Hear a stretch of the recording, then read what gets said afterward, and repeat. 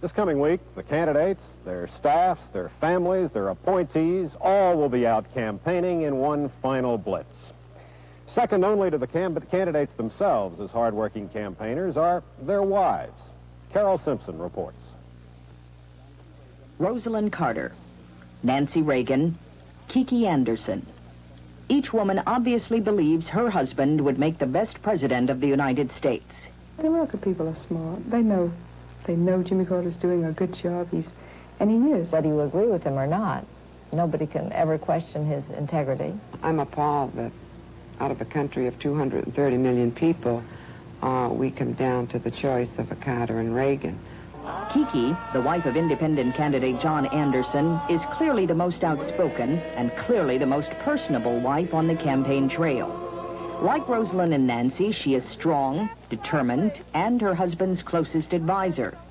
But unlike the other wives, she says and does whatever she wants.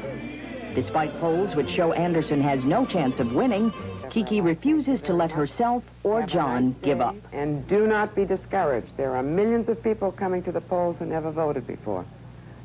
No. Remember what Gallup predicted, that Dewey would win? Ha, ha, ha. Okay? But Kiki Anderson will not be First Lady. It will be either Nancy Reagan or Rosalynn Carter. The First Lady of the United States of America, Mrs. Rosalynn Carter. Rosalynn has all the advantages of incumbency that Jimmy Carter has, but all the disadvantages as well. She has to defend her husband's record. At every campaign stop, she tries to dispel the notion of incompetency. I can tell you that today he is a wiser man than he was 4 years ago. He has learned a lot. Having been First Lady, Rosalynn is an effective and serious campaigner. She usually travels alone in 30 states so far this year. Although her voice is soft and pleasant, her words subtly suggest that Ronald Reagan can't be trusted. His positions on the issues are so wrong for our country. And I just wouldn't want our country to take a chance on him. It has been said Rosalynn is the closest thing the country has had to a woman president. She denies that.